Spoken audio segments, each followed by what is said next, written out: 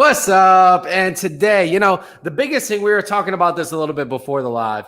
The biggest thing that I hear, and Holly agreed, is like when it comes to shooting video, the one thing that holds a lot of people back is they do not know what to do. They don't know what to say. Yep. So today, Holly, what's going on, Holly? My gosh, just busy, staying busy, being productive. What's going on with you? Man, I'll tell you what, these last 2 days, we started doing some new processes. My calendar has never been more packed. It's gotten so packed, I had to do 20-minute meetings and then extend my calendar an extra 2 hours too. So it's been going great, to say the least. So I got a 10-minute breather before this call, so I was able to, get energy, get a little walk in, and get ready for this great live that we're going to be going. I love it. You always bring the energy. It's super fun. It's exciting. Yeah, well, I'll tell you what, being in the sunshine state now, I'm able to get some sun, give myself some extra energy, especially during this time. So I'm super, super, super excited for this topic. I am too, because I was thinking about this today. I'm like, thinking through like what we're going to talk about. And I'm so glad you picked this, because you are literally, I always say it, but I feel like you're always doing video. So I'm super excited to chat with you about video and what to say and best practices and all that good stuff. Well, starting from that, I know you were just talking about, you're doing a bunch of rebranding and a bunch of getting that going. So why don't you tell me a little bit, when you're doing you're building your brand, what kind of content does the first videos that you should start shooting when you're first starting that brand? 100%. So I think if it's a rebrand, if it's a new brand, whatever the case may be, I think that you should really start dialing in your story. You should start dialing in the content that's going to start attracting your tribe. So obviously people are going to relate with you when it comes to, can you hear me? Because I feel like there's an echo. No, I think we're good now. Okay, cool. I didn't know if it was on my end, but so I think it's still there. Okay, maybe. Is it there? I don't hear it. So I think to the public, you sound great. Okay, cool. Yeah. Anyways, so sorry, you guys, the squirrel there. But so as far as when it comes to creating content, what you should put out there, obviously your story. Right. You want to let people know who you are and then why you're doing it. You want to make sure that you are staying consistent in your brand look and feel. I mean, you guys see Nick's videos. It always has the same brand, same look and feel. Like you see the Creme brand everywhere. There's a reason why. Nick is very intentional with that. So every time I'm scrolling, I don't even look at his profile name to see who's doing that video. I don't even know if it's you or not. Right. So, being consistent, it's about putting out content that's solving the solutions for your avatars, problems that they're facing. What's keeping them up at night? Like that should be the type of solution-oriented content that you should be publishing out. But solutions to their problems, and then again, just your story, who you are, and a little bit of your personal branding, what makes you unique. Right. So I want to drop back to the first thing that you said, because I think that's so important when it comes to building that brand and also building that authenticity behind it. Because, we always say, be authentic in videos, right? But it's and then we also need a way to be authentic. I know it sounds crazy. Well, if you have to systematize authenticity, is it authentic? It still can be when you can plug it in. So the first video, I agree. It's the story of the brand. It's what the brand is. What does it stand for? And a lot of times when we're talking about personal brand, because, a lot of real estate agents out there, we understand. I see this meme going around. I think you might have posted it too, but correct me if I'm wrong. Tom Brady switched teams. So we know it's the agent, it's not the brokerage, right? Because Tom Brady switched teams. So we're like, oh yeah, it's the agent. Did you post something like that? Or did you have a Tom Brady meme? I can't take credit for that, but there have been some fantastic Tom Brady memes I've been seeing circulating the interwebs. Right. So that's a great meme, but I think that's exactly what we're going for here when we're talking about that personal brand in this video. It's the story of the brand, which means it's the story of you. And I like drawing it back to when I tell the story of my brand and what we do, I always make sure I include personal sides of things. I include things about my family. I include things about why I'm doing what I'm doing. Right. People love to know exactly what's driving you. What's that driving force? This is bigger than just selling you a home or buying a home for somebody. What is the reason you got into real estate, right? What is the reason you do what you do? Why should somebody pick you over somebody else? What's that differentiating factor, right? So this story of the brand, I think it's so important as one of the, even if it's not a new brand, just making sure that you get that story video. What is the reason you got doing what you're doing? I think that's so important to do because again, it allows people to start relating to you too. It's not just about here's 3 reasons to sell your home. Guys, look, those can be great videos, but there's not a lot of emotion that's tied to that, right? We need to hit that emotional side and start getting into those stories. So I think that's great. Like that originating video. What is the reason that you got into real estate? I think that's a great place to start when you start shooting videos. 100%. You know, what's fascinating is I feel like all my stories nowadays start with, I was in Clubhouse and I heard, I was in Clubhouse and I had heard Perry Belcher, you know, he's digital marketer. And if you guys are following him, super wicked smart marketer out there. And he was talking about how, you know, he had this print shop where they're like printing posters and stuff. And they're printing some signage for a casino. And the casino, you know, they're going through there, and Perry and the team were like, okay, let's look through the winners. And then you know, like get these like picturesque people that look pretty. And they're like, you know, we win like millions of dollars last month or whatever. Right. But he said, like, you know, as they're putting it out there, the one of the head guys of the casino said, no, you got it all wrong. You've got to do, you know, your poster should be a man overweight in his 50s that win $10,000 or less. So baffled, Barry's like, wait a minute, what? And he's like, well, you have to make it relatable. Not everyone looks like a supermodel. Right. You have to make it relatable to who people are. Then you've got to make it attainable. So like somebody can say, oh, I can picture myself winning $10,000 versus $10 million. Right. Right. Right. I think that kind of some good stories too, when it spills into our own branding, not necessarily you guys making up random stuff, but being relatable to people, you know, producing content out there that people can relate to, producing, you know, your post, everything out there that's relatable to you. And I think once you really dial in your story, people start like gravitating towards you. Right. Last week I was super grateful to be on Chuck Fazio's Speed Meeting, and we were talking about podcasting and personal branding. Right. I've really dialed in my podcasting story because I've told it so many times that it just comes naturally to me. Right. I don't think, oh crap, I forgot to mention this.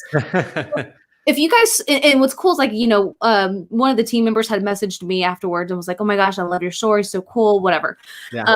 So it's cool to understand, like, once you start getting through to people and having those stories, right, people they start getting it and they start relating to you. Right. And I think, you know, as you guys practice these stories, you know, like Nick said, it's so easy just go back to your why. Like, why did you start? I mean, you can say money, but it's like, okay, but why did you start? Money for what? Why? Because I grew up in low income housing and I didn't want my kids to have this future. Like, I didn't want my kids to grow up the way I grew up. Something like that. But also when you're telling your story, it's always going to evolve. It's always going to get better. Yeah. When you're telling stories, look for the lean-in moments, like the things that make you interesting, make you sound interesting, that people are like, oh, that's good. That's interesting. Versus the type where you're like, you see the people kind of like looking around, they're trying to find something more interesting because you've lost their attention. So I think it's a practice, but I think once you start dialing in and get on as many platforms as you can, go on Facebook Live and just say, hey, everyone, I've had some new followers. I try to introduce myself, tell my story, da-da-da. You can do it on your own. You can do it, I guess, a guest. Like, you can do a co-host like we're doing. There's just so many opportunities for you to share your story, but just keep sharing it and sharing it. And then it'll evolve, dial it in. And then I think that's going to be one thing that really, truly attracts your people. Yeah. So, and it makes me think about what most people think about real estate agents, right? I know they did a study. I don't know how old this study is, but I know everybody always brings it up. Like, people think like used car salesman and real estate agent aren't too far apart when they hear that word, right? So that's why in our content, we have to be able to separate that, right? And I'm not saying used car salesmen are bad people. That's like a stereotype that people use when you think of salesmen, right? So we have to distance ourselves from that as far as we can. And that's why getting into our why, and especially even like getting into like why we're doing it. A lot of times it includes family. It includes other things that we can do for the community, for charities, for all these other things. That's why that video is so important, because you want to show people it's more than just about my paycheck. You know, people think real estate agent, big house, fancy cars, all these things. But you come on here and we start talking about, here's my why. I'm trying to do this to better the community. I'm giving back in these ways. So I think that's why it's so important. And you said something else, Holly, about being like, creating relatable content. So like, what's another piece of relatable content, like a video that they can shoot to make them more relatable? I mean, it could be anything from you know, saying, oh man, I another Perry Belcher story. This is one he was talking about it being relatable to people. His top performing post that he had posted was, I guess he was in the middle of the night, smoke detector starts beeping, the battery's low, he's by himself, and it's like the 3-story house, and at the very top is where it's at. So and at the middle of the night, it smashes his foot. Oh my God. So he just tells a story of like, man, because Perry Belcher, you see him in like amazing cars, like collector cars and stuff like that. Super cool. But then you see him like, hey, this is 3 a.m. The dang smoke detector won't stop beeping. And this is my foot. Like, now. He said so many people related to it. So it's like, it's everything. It's bad hair days. It's bad days. It's bad haircuts. It's, whatever the case may be, but just being you and just telling people that you're human. I mean, obviously we don't want to, be Debbie Downers on social media, but we want to let people know we're not perfect. Yeah. So like, don't, we don't want to come off as the cool person in the party that's unapproachable. Right. I think it's funny you say that, because one of my recently better producing videos was somebody messed up my haircut, right? So I've been rocking I don't know what the hell you call it, like actually like doing my hair, and it's been great because I've never had like long hair in my life. So I finally started growing it out. I come down to Orlando for the first time. I'm eager. I'm like, oh, I'm gonna get a nice haircut. We're down here. And I go there and the dude just gives me a straight buzz cut. And he did one line. I looked, I'm like, all right, we're just going to go with this. So yeah, I shot a video on that. I'm like, man, they messed up my hair. And, it was doing great because I think a lot of people can relate to that. So I think as real estate agents too, being relatable with your content, I think it was, I saw this other video of this individual. She was wearing a dress the one time, and I guess like she slipped and fell. And she's like, the dress went over my head during the show, and everybody laughed. She's like, I ended up selling them the house, but she shared this video, and it got hundreds of thousands of views on it too. Why? Because she was showing that she's not perfect. Like these things happen. I don't know if that happens to everybody, but like things like that could happen to you. So maybe a time that like another idea for an agent would be like a time at a showing where something went wrong, where like you did something funny, you had a funny slip up of words, or like something happened in the house and you could share a story about that. I see those posts all the time within these real estate groups, but it's taking some of these posts that we have written and curating those into videos, right? And just being able to tell that story about it. Yeah, I mean, like, too, you see embarrassing texts, like people like texting clients, hey, babe, or, or if it's like, instead of you say like, see, it like gets mixed up to another word or whatever the case may be. So like, screenshots, are the funniest thing too, is like, oh my gosh, I can't believe I just texted this to this client. Right. Fingers crossed they still buy from me or whatever the case may be. But it's so easy. Literally, like, I think people overthink video, and you do it the best if you just go live. I mean, what are you doing? Like 3 lives a day or something crazy, like something ridiculous. But, like how do you kind of just keep that momentum going? Because I know a lot of us can feel so exhausted and not motivated to go and to hit that record button or hit that live button. What are some tips that you kind of keep that momentum up with? Yeah. So for me, there's a couple things. The first one is not necessarily like, I don't like, besides these lives, like when I do interviews, of course I have to schedule it out because there's somebody else in play. But a lot of times it's when I have an extra 5 minutes, when someone says, hey, I'll be there in 5 minutes. I'm like, all right, I got a couple minutes to shoot a video. Right. Or when I'm driving, I do have one of those handless ones so I can click it and like still drive.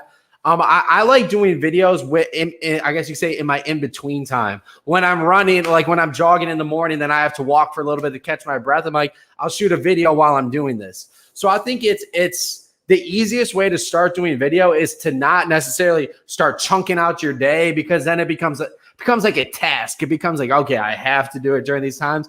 No, when you're sitting there for a showing and the person's running 10 minutes late, I'm going to shoot a quick video, right? When I just leave a showing and I'm waiting in the car for a little bit, or I just leave a house and I'm waiting in the car, shooting a quick video. When you just leave a team meeting and you're chatting around there, you could chat with people for an extra 10 minutes and BS, or you could shoot a video about what you just learned during that meeting. I like taking my everyday experiences and just making those videos. And here's the thing that I realized. As agents, we're used to going to these team meetings. We're used to going to these masterminds. We're used to showing this many homes in a day, being inside of these great houses, that it becomes, I guess you could say, not boring, but to us, it's just everyday life. Guess what? To everybody, that's not everyday life. So like when we document these things, just keep in mind that we're doing things that most people go to the same job and do the same thing every single day. We're going to new houses. We're going to new places. We're visiting new parts of the city. We're going to team meetings. There's so many interesting things that agents do that we just take for granted. Document these things. Show these great houses that you're at. Shoot a video like saying that like in a positive way. Like, man, I was able to view 10 homes today. It's been so exciting being in all these different homes. I'll tell you what, traveling the city, it's never looked this great. And just going through it, it's always having that positive, trying to have a positive spin on what you do in your daily life. I do it sometimes, but not like staging videos, right? Going here so I can shoot this video. I'll go for a walk around the lake and I'm like, well, this would be a great place for a video. And the next thing that I always do is I text myself. And I have to say this now, I don't respond to myself, right? I'm not like saying, hey, Nick, how's it going? Like, I don't do that because I started getting some weird looks when I would say that. But like when I'm listening to a podcast, right? And like there's one line that really stands out to me. I'm going to text myself that one line. When I'm in a team meeting and I'm like, wow, that really resonated with me. I'm going to text myself what resonated with me. And this is the biggest one. When I'm up late at night and I'm making these weird connections and like dot these I's like the stars align, I'm going to text myself what that like mindset shift was. So now let's say I am at the lake and I'm like, okay, I want to shoot a video and nothing comes to mind. I go to my text thread and I'm like, oh, that's a great video.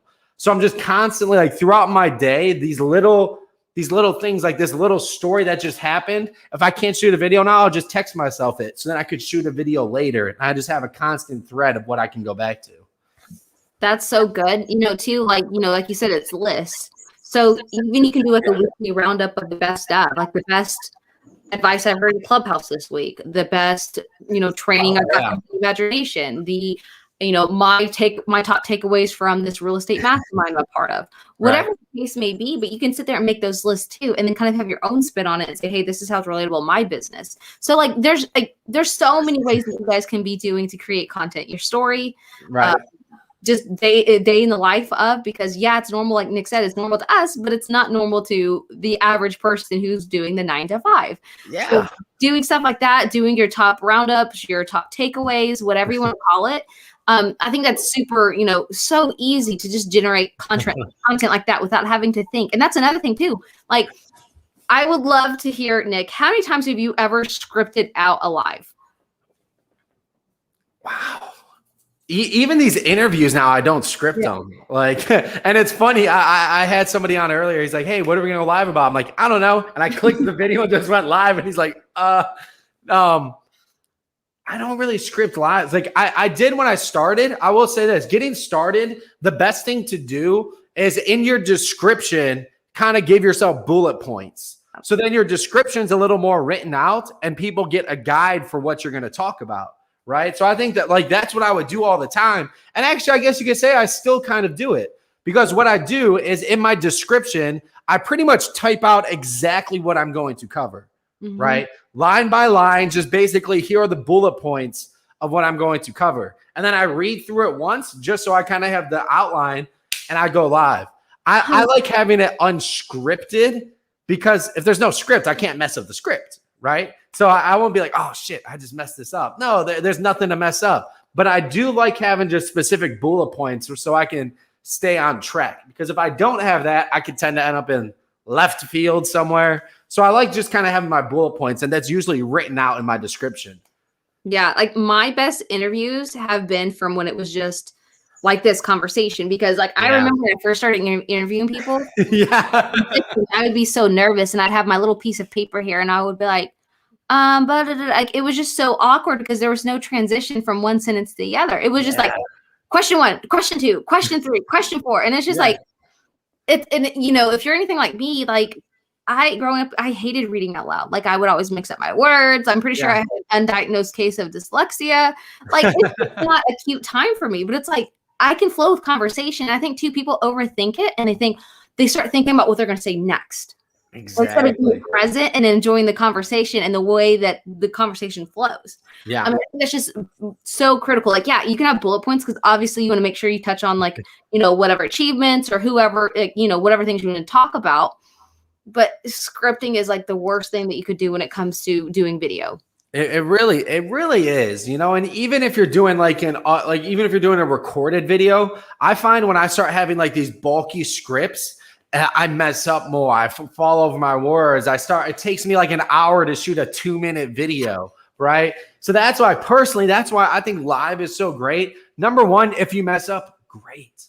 Yeah. It makes you human. It makes you relatable, right? Because when you mess up, people are like, oh, that's just like me. Right? If I'm sitting somewhere like, hey guys, my name's Nick Krem. If you're watching this, you're probably thinking like, man, that's like Mr. Perfect. He's getting everything right. It looks scripted. And at the end of the day, I'm like, what are you trying to sell me? Right? Mm-hmm. If it looks too crisp and it looks too good, to me, it's like, oh, that's an ad. Right? So when you're shooting videos and you're doing things, I always like to kind of mix up my surroundings. If it's a podcast, I mean, I have the studio now, right? Yeah. Which, by the way, I'm super pumped. I got my 2-person, so I got like my 2-sided studio over there. I got my 1-sided studio. I'm actually thinking of how I can make it like a panel, so now I can have people sitting on the couch and I can sit. So I'm like, my whole living room is just essentially a podcast studio where I can like move things around. But besides that, if I'm shooting like a video by myself, I constantly making sure I'm in different surroundings. I'm walking, I'm driving. Why? Because you want people to guess like, hey, where's he going to be next? Yeah. Right. And when you have a cool background, the cool part about it is for those of us who are worried about like what we look like, if you have a cool background, they're looking at the background anyways, and then they're just going to listen to you. Right. 100%. You know, another thing too is to keep in mind is like, you know, ideally, if you guys are sitting still, you know, get a tripod or something. If you're anything like me, I swear I'm like, it's like it's not good. Right. You want to make sure, like, you know, obviously you don't have to, you know, go crazy on it, but you got to make sure to keep in mind that you want your video to be aesthetically look good in the sense of it's not blurry, it's not like crazy, you know, your camera's not like all fingerprinted up so it's all like smudgy on your videos. So just making sure it's like, you know, I know that sounds very 101, but I've seen some videos, I'm like, man, that would be so good if it just didn't have that cheekiness or that bad, you know, their camera.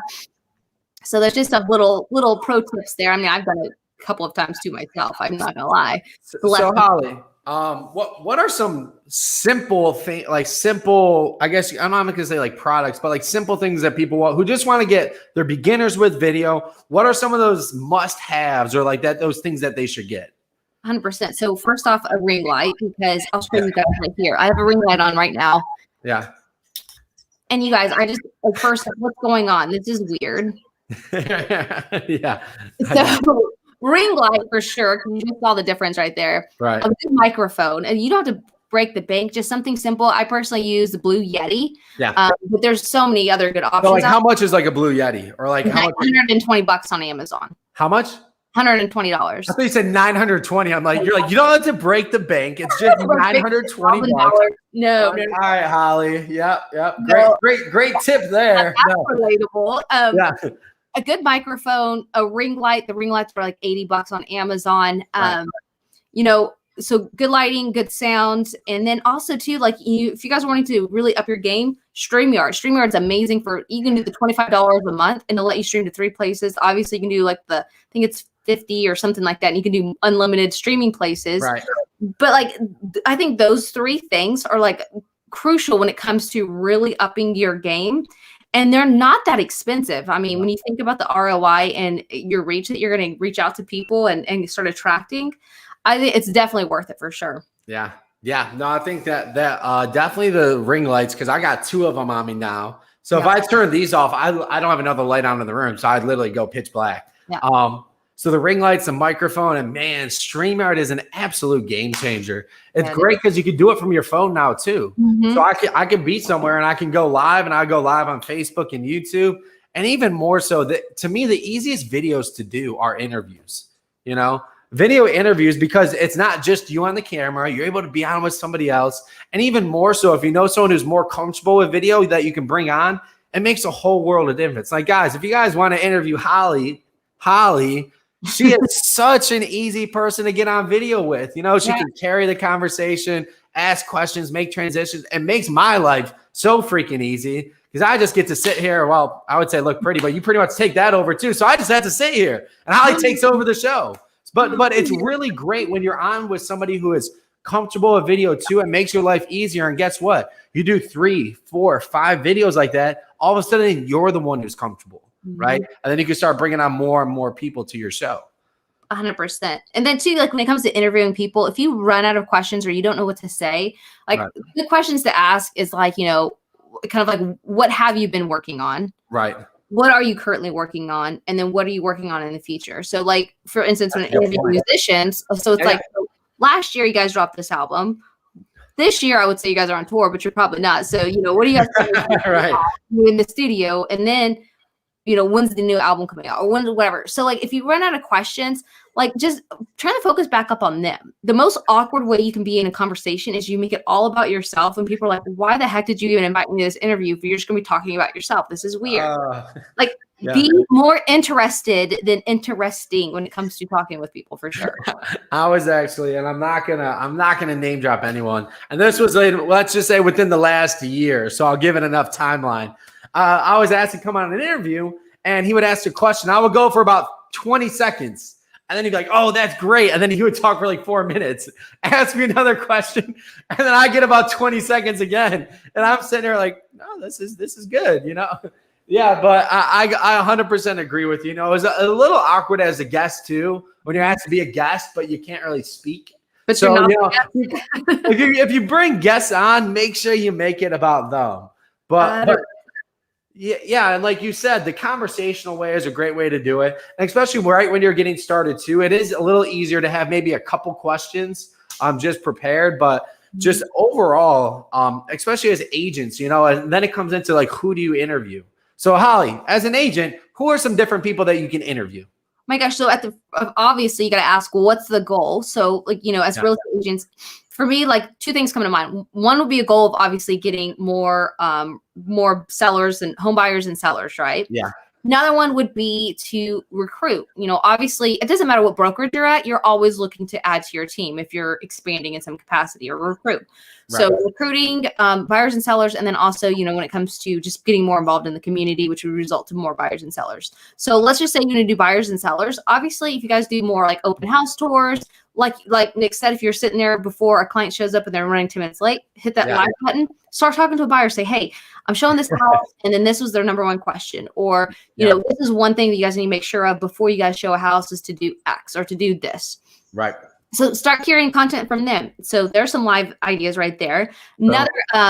Another audience or, you know, person to interview, I guess that'd be solo, but to interview when it comes to being community, think about who's your mayor in the town, who's your local restaurants, who has influence in the community that you want to have on your podcast. So like, and it's all about positioning too. It's like you can say, oh, hey, I'm going on Facebook Live, which that doesn't sound terrible. But if you said, hey, I have a weekly show. Yep. That sounds so much more professional than saying, oh, I'm going to go live. That's a writer downer right there, guys. What can you say that again? And can you like rephrase that a little bit and go into a little bit more depth? Yeah, no, I thought that was genius because that's because if you can't get someone on the show, then you can't do it. But yeah, can you please repeat that again? 100%. It's all about positioning. You don't want to just say, hey, Nick, I'm going to go live. I go live every week. Do you want to be on my live? Right. Okay. Like my mom goes live. Not really. My mom. You know what I mean? Like, yeah. Or you can say, hey, Nick, I have a weekly show where we feature, you know, top community influencers. And I would love to share. Yeah, I'd love to have you on to share your story and just talk about all the great things you're doing for the community. Yeah. Which one would you be more like inclined to say yes to? So it's all about positioning. And then, you know, going through identifying influencers, going through and finding people who compliment you is also key too. So like, you know, title reps, it could be insurance people, it could be, you know, whoever it is. You can have a Q&A with a lawyer, a real estate lawyer. You can have all kinds of things going on. So find people of power, find people of positioning, and use their mind power so that you can start building that influence. So like if you run to a community, there's some ideas. And then too, you know, builders. If you want to interview builders, like let them know you have a weekly show. Yep. You're going to feature people in the community, and you would love to talk about like their new green homes that they're doing or whatever the case may be. So there's that. And then also when it comes to recruiting, I mean, this is simple 101, you know, create, you know, interview like top listing agents, interview top buyers agents, interview top leaders or whatever the case may be. But then also take in consideration too, like what about the people behind the scenes? What about the Yep. transaction coordinators and stuff like this? Just little things that can really help make the lives of other real estate agents easier. So like if you want to say, hey, you want to talk to my title rep about how to, get your clear to close faster. Obviously, every real estate agent wants to hear that interview. Right. So putting out content that's relatable to that avatar, but then being at positioning and then position yourself of authority, and don't just kind of say, oh, I'm going to go on live on Facebook, name a show, create that show, name a show, get it branded, create, an email, it's a lot easier to say, Hollie at hollykitchens.com. And it's more professional to say Hollie at Hollie Kitchens versus Hollie Kitchens at Gmail. Right. $5 a month or $10 a month on Google and get your own domain. Well, and I got one other video to add, though. And by the way, that was freaking gold what you just said. Like just that one line of like the way you introduce your show is the difference between getting that top person you want on and maybe not getting them, right? Yeah. So that was definitely a writer downer. I got one video that I think every agent should be shooting right now, because it's always coming down to what's keeping people up at night, right? Like what's keeping families, let's keep that mom and dad up at night right now that's looking to get that new home in a new neighborhood. What the heck's happening with my kids' schools, right? Yep. Interviewing somebody within a school district, interviewing a teacher, school district rep, heck, I don't care if it's a janitor. Get somebody within that school and have them start talking about like what's happening right now with the kids' school. What do they foresee happening? What kind of schooling, like what's happening outside of school, inside of school? What's the virtual process look like? I'll tell you what, the one time we were working with this team, and then what you do is like before you go live with that school district rep, you're like, hey, people of the Orlando school district, I'm going live with the representative. Parents, what questions do you have?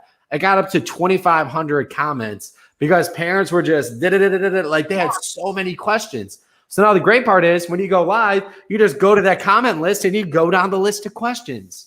But like what's keeping parents up at night? And again, what's a big reason a lot of people pick certain areas to live? By the school district. So now when they see, they look up this area and they look up the school district. Hey, there's Hollie Kitchens. They look up like the businesses. Hey, there's Hollie Kitchens. They look up the different neighborhoods. Hey, there's Hollie Kitchens. Guess who they're probably going to call when they want to move to this area? 100%.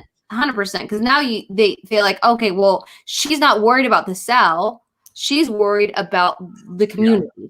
So that's fantastic. I mean, that's just such a brilliant play for sure when it comes to who to have on your podcast or your show, whatever you want to call it. Right. 100%, school districts, you can never lose. And no one's ever said, I don't care about my kid's school. Right. Well, I'm sure someone has said that. Yeah. Right. I know, but you know what I mean? Like, you're not going to get any negative. Oh, not the people we want to work with. Yeah. 100%. Yeah. All right, Hollie, thank you so much for coming on. Do you have any things to wrap us up for what to do and what to say for these videos? Man, just at the end of the day, don't overthink it. Again, don't make it all about you. Position it to where there's value add, and then, it'll just come naturally. Practice, just like Nick said. Bingo. And sometimes the hardest thing to do is just hitting that live button, right? We all see it. There. Just go ahead and hit that button. Trust me, you'll figure out the rest as you go. Absolutely. Hollie, thank you so much for coming on. As you guys know, this is the Hollie and Krem Show, real estate branding and content. And we'll see you guys next week. Bye.